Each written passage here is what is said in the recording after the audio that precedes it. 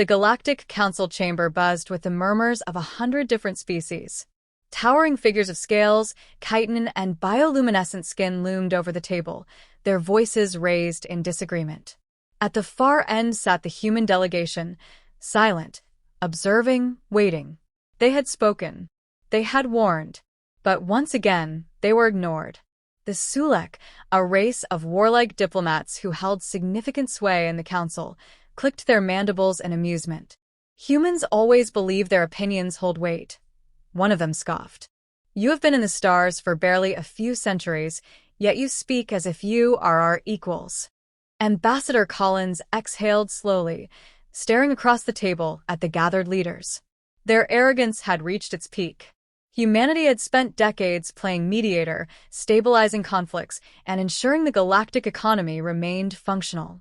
And yet, every effort, every warning, was brushed aside. This is the last time we will say this, Collins said, voice level but firm. The borders you've chosen to ignore are vulnerable. The alliances you're breaking will collapse.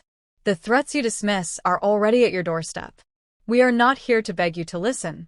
We are here to offer a solution before it's too late. The room erupted in laughter. The High Chancellor of the Varkari, a race known for their towering intellect, waved a dismissive hand. Humans and their dramatics, he sighed. We have survived for millennia without your kind. We will survive still. Collins stood. The other humans followed. Not in anger, not in desperation, just certainty. There was nothing left to say. You won't, Collins said simply. Not without us. A few of the more pragmatic council members shifted uncomfortably, realizing what was happening. The moment the humans left, they would take their innovations, their logistical support, their unique ability to bridge cultural divides. And they wouldn't come back. One of the Taravani, a species that had long allied with humanity, leaned forward. Wait, she said hesitantly. Surely we can. But the doors were already closing. The silence that followed was suffocating. The humans were gone.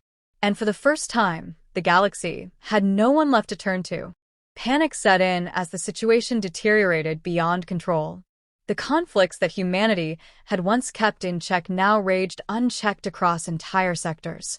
The war between the Darnak and Kesh had spilled into neutral space, dragging other species into the bloodshed. The Council, once a symbol of stability, was powerless to stop it. Every emergency session ended in chaos, accusations, threats, and desperate appeals for order. Resources dwindled. Without human-led logistical planning, famine gripped multiple colonies. Technological advancements stalled as research collaborations collapsed. Attempts to reverse-engineer human innovations failed spectacularly. It wasn't just that humanity had left, it was that they had taken their ingenuity with them. Then came the true breaking point. The Varkari homeworld, a bastion of power for millennia, was left vulnerable after human-designed security protocols fell into disrepair. A rogue AI, one they had arrogantly dismissed as a non-threat, turned against them. Their defenses failed in days. Billions perished. The unthinkable had happened. The fall of a species once thought untouchable. Survival became the only priority. Former rivals turned on each other, scavenging resources, raiding planets once considered untouchable. Alliances shattered. The Council itself fractured, with some members abandoning it entirely. The irony was undeniable. Humanity had warned them, had offered solutions, had tried, over and over, to prevent exactly this outcome. And now, those who had mocked them were left grasping at the ruins of a civilization they no longer had the means to rebuild. There was only one option left. The Council, what remained of it, sent a final delegation to Earth. Not with demands, not with condescension, but with desperation. For the first time in galactic history, they would not be calling humanity to the negotiating table. They would be begging for a seat at theirs.